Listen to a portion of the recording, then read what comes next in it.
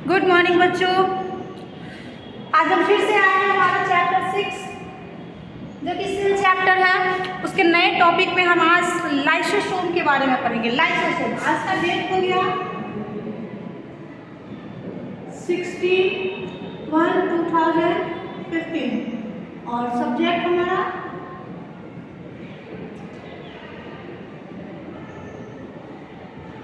ठीक है क्लास 8 के चैप्टर 6 सेल। और आज का हमारा टॉपिक है लाइसोसोम। ठीक है, हम लोगों ने इससे पहले और भी बहुत सारे सेल ऑर्गेनेल्स के बारे में पढ़े, जिसमें हम लोग माइटोकॉन्ड्रिया देखे हैं, फिर क्लोरोप्लास्ट के बारे में पढ़े हैं, वैक्यूल के बारे में पढ़े हैं और हमारा लाइसोसोम। आज का टॉपिक है हमारा लाइसोसोम। अब ये ध्यान देने वाली बात है कि न्यूक्लियस जो कि बहुत इंपॉर्टेंट है, वो पहले ही पढ़ा है, लेकिन थोड़ा सा ना डीपली उसमें ज़्यादा है, थोड़ा वास्ट हो जाता है, थोड़ा टफ हो जाता है। इसलिए मैं सोची हूँ कि पहले इजी पढ़ लेते हैं, उसके बाद फिर हम उसको उस ऑर्गेनेल्स के बारे में लास्ट में पढ़ेंगे। तो आज का टॉपिक, आज हम लोग किस टॉपिक को कवर करने वाले हैं? लाइसोसोम। ठीक है, लाइसोसोम जिसे डिस्कवर किया गया था डी डुवे के द्वारा 1949 में। ठीक है, किनके द्वारा? डी डुवे के द्वारा 1949 में। चलिए इसके साथ साथ ही बता दीजिए सेल का डिस्कवर, सबसे फर्स्ट सेल का डिस्कवर कौन किए थे? Robert Hooke. हम बताए थे ना कि वो हुक लगा के जो है पेड़ के छाल को खींचे थे फिर निकाले थे, तो इस तरह से याद रखना है। रॉबर्ट हुक 1665 में डेड सेल को खोजे थे। और सबसे पहले लिविंग सेल की डिस्कवर किसने की थी? एंटोनी लीवेनहॉफ। इन्होंने लिविंग सेल के बारे में खोजे थे। कहाँ से? पॉन्ड वाटर से। उसके बाद न्यूक्लियस रॉबर्ट ब्राउन। ठीक है, lysosome mitochondria de Duve, mitochondria Benda. तो इनके डिस्कवर थे डी डुवे 1949 में इनके डिस्कवर किए थे। ये जो है मतलब सेल ऑर्गेनेल्स का ये भी एक महत्वपूर्ण सेल ऑर्गेनेल्स है जो कि पाया जाता है इन यूकैरियोटिक एनिमल सेल। मतलब ये सिर्फ एनिमल सेल में पाया जाता है, प्लांट सेल में ये अब्सेंस होता है। तो मैम प्लांट सेल में लाइसोसोम नहीं होता है, तो लाइसोसोम जो फंक्शन करता होगा तो फिर वो फंक्शन प्लांट में कौन करेगा? तो बेटा प्लांट में वो फंक्शन वैक्यूल पढ़े थे ना, बताया था ना, वैक्यूल प्लांट सेल में ज़्यादा होता है, ज़्यादा एरिया कवर करता है। ठीक है, तो वो जो एनिमल सेल में लाइसोसोम परफॉर्म करता है फंक्शन, तो लगभग वही सिमिलर फंक्शन जो है प्लांट सेल में वैक्यूल जो है वो कवर कर देता है, वो कंप्लीट कर देता है। तो ये किसमें पाया जाता है? यूकैरियोटिक एनिमल सेल में। याद रखना है यूकैरियोटिक एनिमल सेल है। प्रोकैरियोटिक सेल में ये क्या होता है? प्रोकैरियोटिक सेल में ये अब्सेंस होता है, ये पाया जाता है ओनली यूकैरियोटिक एनिमल सेल में। Okay, last it is spherical organs. ये स्फेरिकल सेल ऑर्गेनेल्स होते हैं जो कि एक मेम्ब्रेन से घिरे होते हैं। किसे? एक मेम्ब्रेन से। वैक्यूल भी एक मेम्ब्रेन से, लाइसोसोम भी एक मेम्ब्रेन से, माइटोकॉन्ड्रिया डबल मेम्ब्रेन से, मैम क्लोरोप्लास्ट डबल मेम्ब्रेन से। ध्यान रखना है, nucleus double membrane, chloroplast double membrane, mitochondria double membrane. ठीक है, vacuole single membrane, lysosome single membrane. ठीक है, it is the spherical organelles जो कि स्फेरिकल सेल ऑर्गेनेल सेल के अंदर ऑर्गेनेल्स होते हैं जो कहाँ पाया जाएगा? साइटोप्लाज्म में पाया जाएगा। कहाँ पाया जाएगा? साइटोप्लाज्म में पाया जाता है। और इसके पास कुछ डाइजेस्टिव एंजाइम को ये कंटेन करता है। ठीक है, ये स्फीयर शेप का होता है जो कि सेल के साइटोप्लाज्म में होता है और इसके पास कुछ डाइजेस्टिव एंजाइम होते हैं और ये सिंगल मेम्ब्रेन ऑर्गेनेल्स होते हैं जो कि डाइजेस्टिव एंजाइम क्या परफॉर्म करता है? It break down large molecules into smaller molecules. ये बड़े बड़े मॉलिक्यूल्स को छोटे छोटे मॉलिक्यूल्स में तोड़ने का काम करता है और with the help of hydrolytic. मतलब हाइड्रो, जहाँ पे भी हाइड्रो वर्ड का यूज हो तो मतलब टर्म बायो में हम हमेशा समझाते हैं कि अगर आप टर्म समझ गए तो समझ में आएगा। जैसे मैं बताई थी कि जहाँ पे भी एमाइलेज वर्ड हो तो समझना है कि वहाँ पे कुछ न कुछ कार्बोहाइड्रेट का हो रहा होगा। इसी तरह जहाँ पे भी हाइड्रो है तो इसका मीन्स होता है वाटर, मतलब वाटर के हेल्प के मदद से ब्रेक डाउन करना है किसको? लार्ज मॉलिक्यूल्स को स्मॉलर मॉलिक्यूल्स में। It is a single membrane bound organelles या एक सिंगल मेम्ब्रेन सेल ऑर्गेनेल्स है जो कि एसिडिक होता है। जो मतलब सिंगल मेम्ब्रेन जो ऑर्गेनेल्स है वो एसिडिक होता है। अभी हम बता रहे हैं एसिडिक क्यों होता है। एंड कॉन्टेन हाइड्रोलाइटिक एंजाइम, मतलब जो डाइजेस्टिव एंजाइम होता है वो वाटर के हेल्प के से जो है उसको ब्रेक डाउन करता है, तो उसी को हाइड्रोलाइटिक एंजाइम कहा गया है। अब ये एसिडिक क्या होता है? मतलब किसी भी सेल के अंदर जो साइटोप्लाज्म होगा वो तो मतलब न्यूट्रल होगा, लेकिन लाइसोसोम के अंदर लाइसोसोम के मेम्ब्रेन के अंदर जो मीडियम होता है वो एसिडिक होता है। एसिडिक होता है तो अगर सेल के अंदर कोई भी चीज़ को अगर ब्रेक डाउन करना है तो मतलब एसिडिक मीडियम में वो इजीली हाइड्रोलाइसिस मेथड के द्वारा क्या हो जाएगा, ब्रेक डाउन हो जाएगा।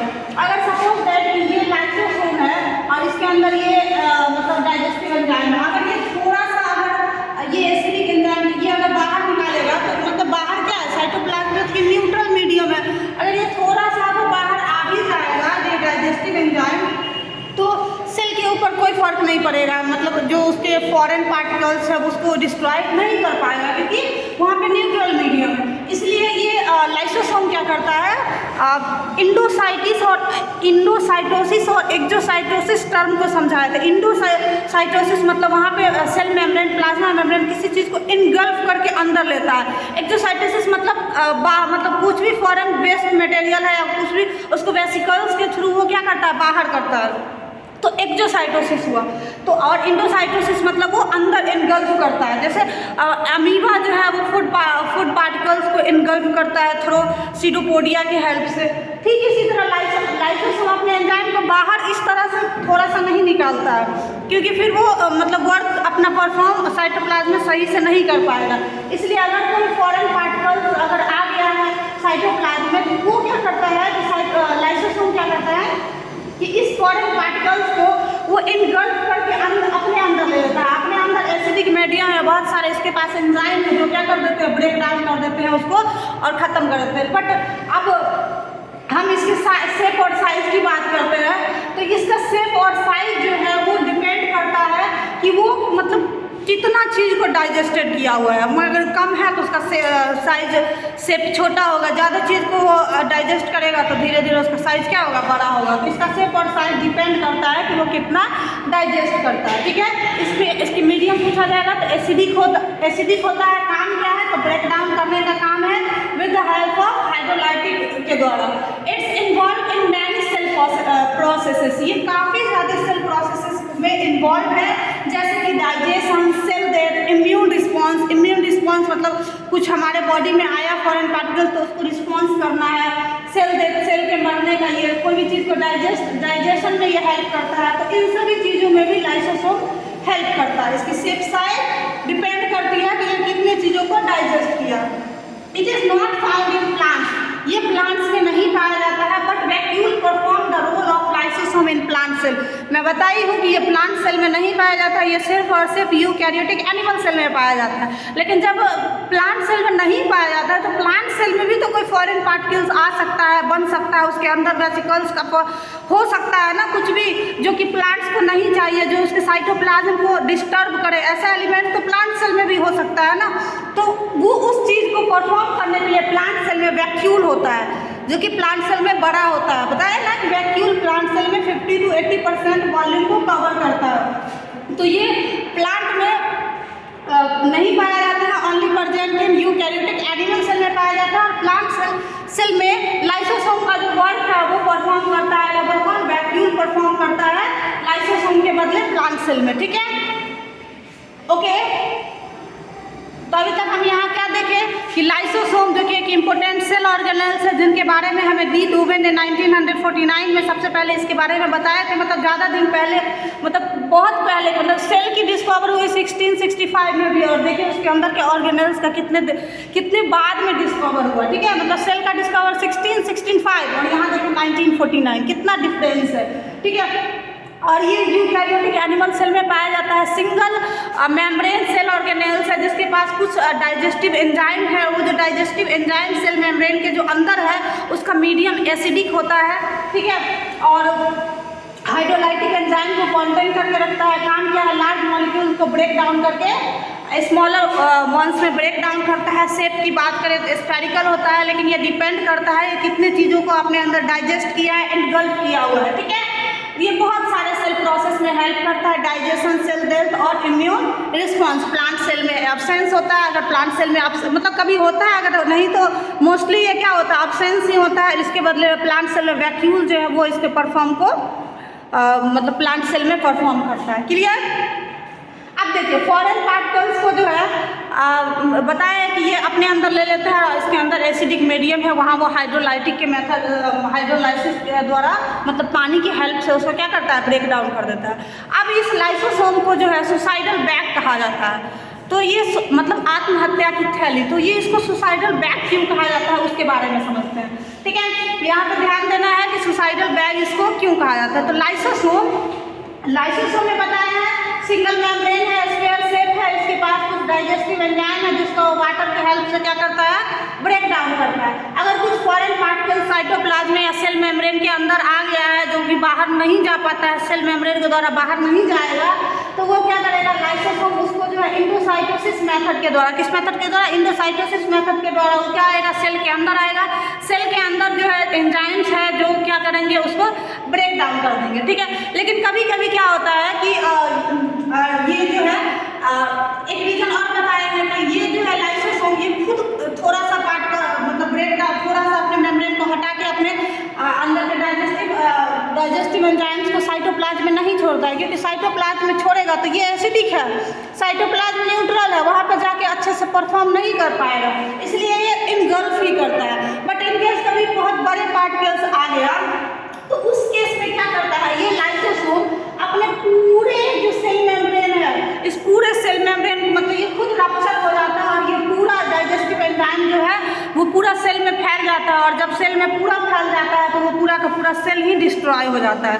ठीक है, तो ये जो पूरा का पूरा सेल डिस्ट्रॉय हो जाता है, इसी वजह से इसको कहा जाता है कि सुसाइडल बैग। मतलब क्या हुआ, फॉरेन पार्टिकल्स को आया, अब ये मतलब अंदर नहीं है, मतलब लाइसोसोम को क्योंकि पता है कि अभी हम इसको अंदर ला के नहीं कर सकते हैं, तो ये अपने आप को ही पूरा रैप्चर कर लेता है, मतलब अपने सेल मेम्ब्रेन को ये खुद ही ब्रेक डाउन कर देता है, अपने सेल मेम्ब्रेन को ये खुद ही ब्रेक डाउन करके, अब खुद ब्रेक डाउन कर देगा तो पूरा डाइजेस्टिव एंजाइम पूरा फैल गया इसमें साइटोप्लाज्म में, और जब ये साइटोप्लाज्म में इसका पूरा डाइजेस्टिव एंजाइम फैल जाता है तो साइटोप्लाज्म फैलने के बाद वो सेल ही पूरा खत्म हो जाता है, वो सेल ही डेड हो जाता है। ठीक है, तो ड्यू टू इसी वजह से लाइसोसोम को सुसाइडल बैग कहा जाता है। क्लियर हो गया? ठीक है, चलिए उधर का नहीं दिख रहा है, मैं 1 मिनट दिखा रही हूँ, आई होप दिख रहा है, नहीं दिख रहा है, 1 मिनट बेटा। आई होप बच्चों आप लोग अब देख पा रहे होंगे।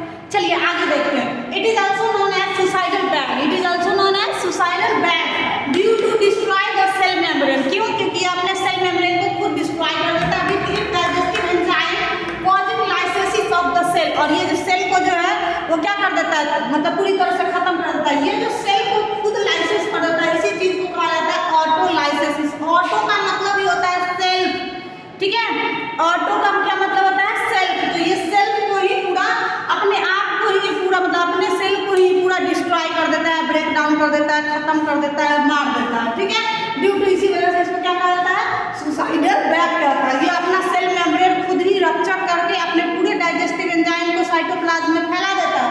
देखो ये मान लो क्या कहते हैं, लाइसोसोम है, अब मतलब सेल है, तो सेल के पास क्या होगा, ये मान लो कोई सेल है। ठीक है, अब इसमें सब कुछ है, इसमें न्यूक्लियस है, इसमें माइटोकॉन्ड्रिया है, इसमें एंडोप्लाज्मिक रेटिकुलम भी है।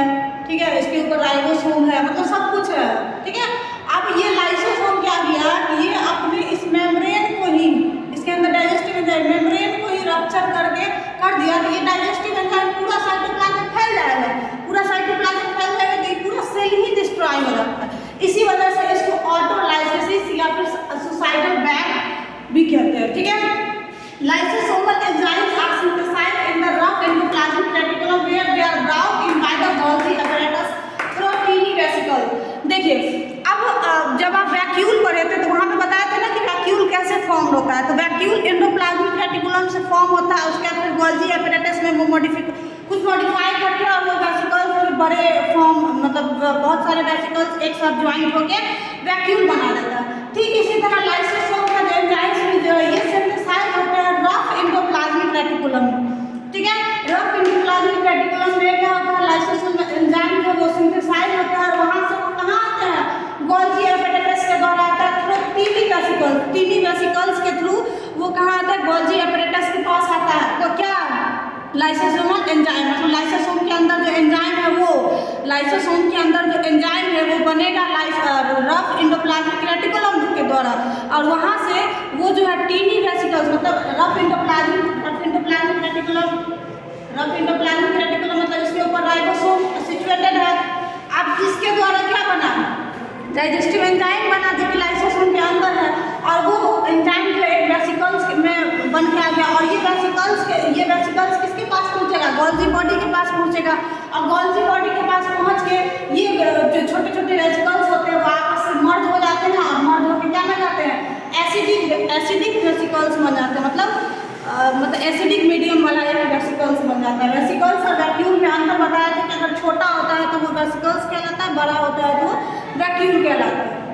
ठीक है, तो इस तरह से ये बनता है। कहाँ सिंथेसाइज होता है, एंडोप्लाज्मिक रेटिकुलम में सिंथेसाइज होता है, और थ्रू टीनी वेसिकल्स के द्वारा ये पहुंचता है गोल्जी बॉडी के पास, और गोल्जी बॉडी फिर वहाँ पे बहुत सारे वेसिकल्स, छोटे छोटे वेसिकल्स एक साथ जमा होकर एक बड़ी वेसिकल्स बन जाते हैं जो कि लाइसोसोम के पास में चले जाते हैं। ठीक है, तो यहाँ तक समझ गए।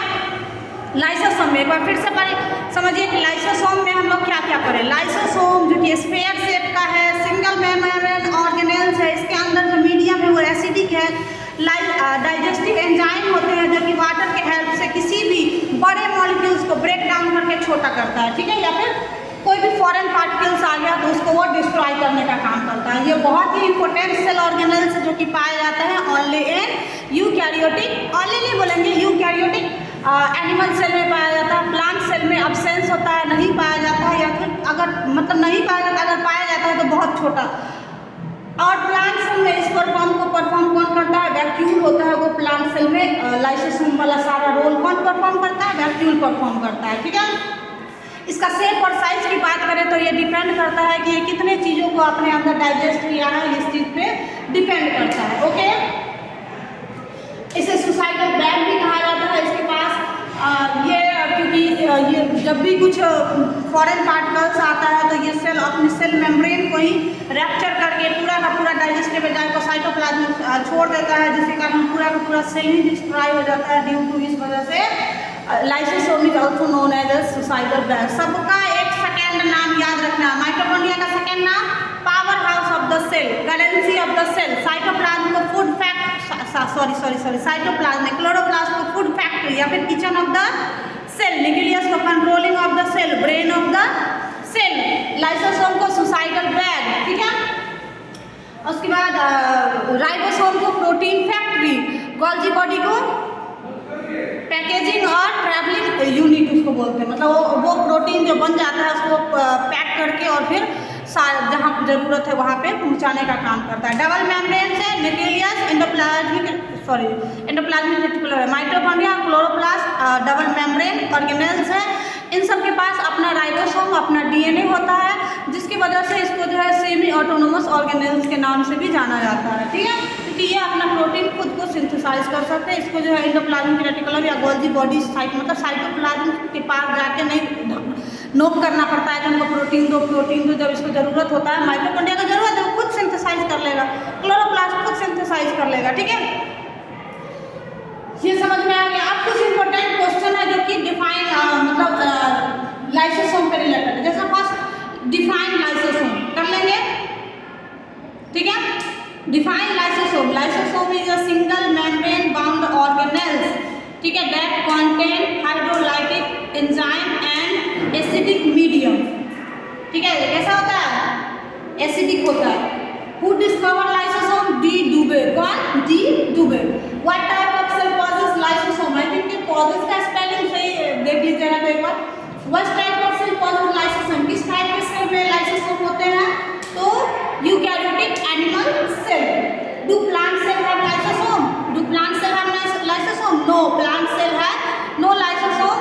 और तो फिर इसके रोल को कौन परफॉर्म करता है, हु परफॉर्म देयर रोल, तो vacuole perform the roles of lysosome in plant cell. ठीक है, कौन परफॉर्म करता है, एंड हु परफॉर्म। ये एक क्वेश्चन और डाल दीजिएगा यहाँ पे कि who perform the role of lysosome in plant cell. Absence है तो कौन परफॉर्म करता है, तो vacuole perform the role of lysosome in plant cell. Question और हो जाएगा, कौन, who perform the role of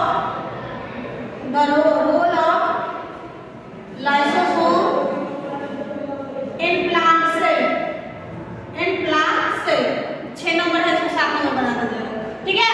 तो vacuole perform the role of lysosome in plant cells, ठीक है। उसके बाद why are lysosome known as suicidal bag, बता चुके हैं लाइसोसोम को सुसाइडल बैग क्यों कहा जाता है, because it's rupture their cell membrane and जो भी इसके पास डाइजेस्टिव एंजाइम है उसको वो कहाँ छोड़ देता है, साइटोप्लाज्म में, जिसकी वजह से ड्यू टू उस डाइजेस्टिव एंजाइम की वजह से पूरा सेल डिस्ट्रॉय हो जाता है। Where are the enzyme needed by lysosome made, lysosome का जो एंजाइम होता है वो कहाँ बनता है, इन रफ एंडोप्लाज्मिक रेटिकुलम, ठीक है, इन रफ एंडोप्लाज्मिक रेटिकुलम, और वहाँ से वो वेसिकल्स के थ्रू कहाँ आते हैं, गोल्जी एपेरेटस के पास आते हैं, और वो टीनी वेसिकल्स ज्वाइंट होकर एक बड़े से वेसिकल बन जाते हैं, ठीक है। 7th नंबर क्वेश्चन है हु परफॉर्म, तो बता दिया है, ठीक है। तो ये आप नोट्स को पूरी तरह से कंप्लीट कर लीजिएगा, वीडियो बहुत लंबा हो गया है। 1 मिनट में हम फिर से एक बार बता देते हैं कि लाइसोसोम के बारे में क्या क्या पढ़े। लाइसोसोम जो डी डूबे उसके खोज किए, सिंगल मेम्ब्रेन ऑर्गेनेल्स है, एसिडिक मीडियम है, इसके पास डाइजेस्टिव एंजाइम है जो कि हाइड्रोलाइज मतलब वाटर के हेल्प से किसी भी चीज़ को ब्रेक डाउन करता है। अगर लार्जर मॉलिक्यूल्स है तो उसको सिंपल मॉलिक्यूल्स, कोई फॉरेन पार्टिकल्स आया तो उसको इंडोसाइक्लिक मेथड के द्वारा अपने अंदर लेते हैं, तो चूँकि एसिडिक मीडियम होता है तो इजीली ब्रेक डाउन हो जाता है। एसिडिक मीडियम अगर साइटोप्लाज्म में जाएगा तो अच्छे से परफॉर्म नहीं कर पाएगा।